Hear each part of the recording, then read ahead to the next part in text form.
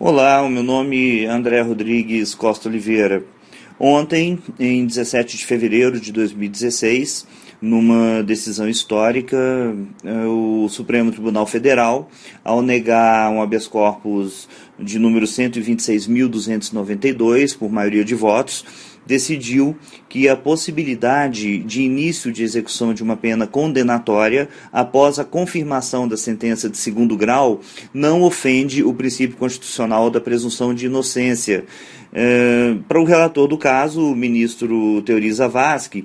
a manutenção da sentença penal em segunda instância já encerraria, segundo mesmo, a análise dos fatos e das provas que assentaram a culpa do condenado, o que autoriza dessa forma o início da execução da pena. Essa decisão indica uma mudança interessante no entendimento da Corte, que desde 2009, no julgamento do habeas corpus número 84.078, condicionava a execução da pena ao trânsito em julgado da condenação, ressalvando as possibilidades de prisão preventiva, enfim. O habeas corpus foi impetrado contra uma decisão do Superior Tribunal de Justiça, que indeferiu um pedido de liminar em um habeas corpus lá apresentado, no qual a defesa do acusado buscava afastar um mandado de prisão expedido pelo Tribunal de Justiça do Estado de São Paulo. E para a defesa, a determinação da expedição desse mandado de prisão, sem o trânsito em julgado da decisão condenatória, representaria uma afronta direta à jurisprudência do Supremo e aos próprios princípios da presunção da inocência incertos no artigo 5º da Constituição Federal de 1988. O relator do caso, o ministro Zavascki, ressaltou em seu voto que até que seja prolatada a sentença penal, confirmada em segundo grau, de fato deve-se presumir a inocência do réu. Mas, após esse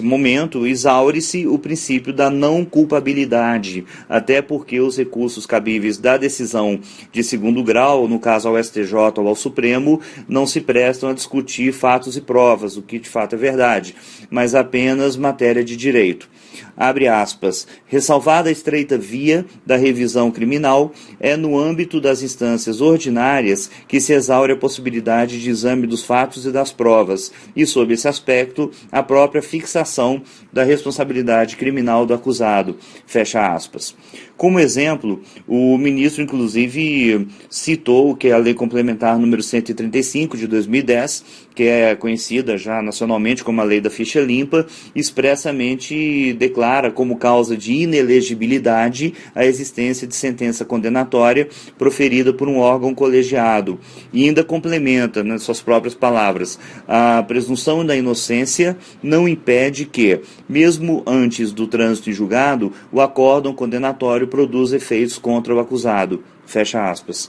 No tocante ao direito internacional, o ministro também citou uma manifestação da ministra Ellen Grace, já aposentada, no julgamento do habeas corpus número 85.886, quando enfatizou que em país nenhum do mundo, depois da observação e da apreciação em duplo grau de jurisdição de uma determinada ação judicial ou da condenação de alguém, a execução de uma condenação fica suspensa, aguardando o referendo, a ratificação da Suprema Corte.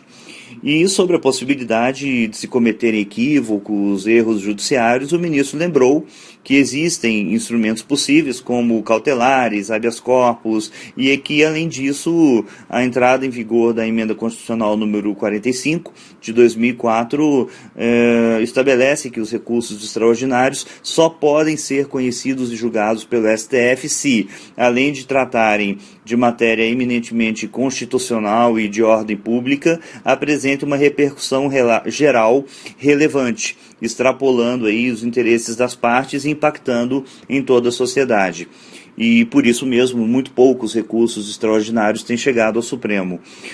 O relator votou pelo indeferimento do pleito, foi acompanhado pelos ministros Fachin,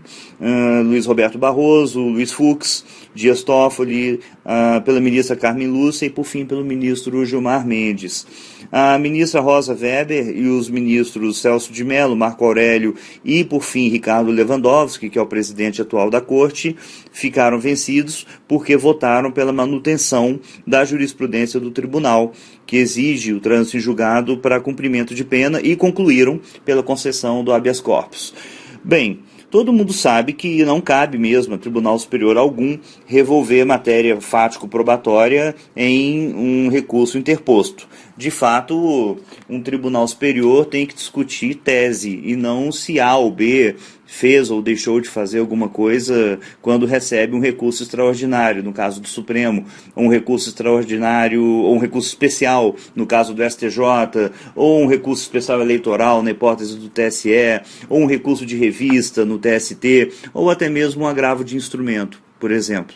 Mas e se essa tese discutida tiver o condão de alterar todo o conteúdo das decisões de mérito anteriores prolatadas em um determinado processo?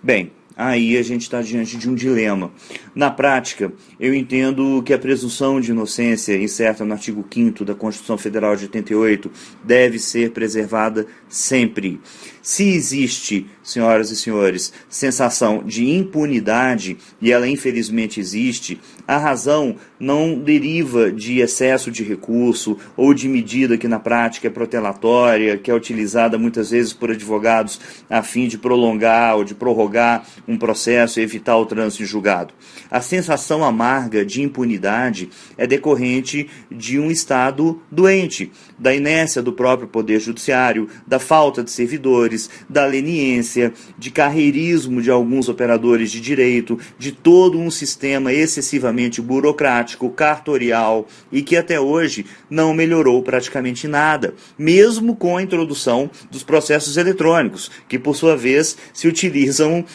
infelizmente, de premissas inerentes a processos físicos, então não funcionam como deveriam. Com todo respeito e reverência ao novo entendimento do Supremo Tribunal Federal, eu entendo que é paliativo e a médio prazo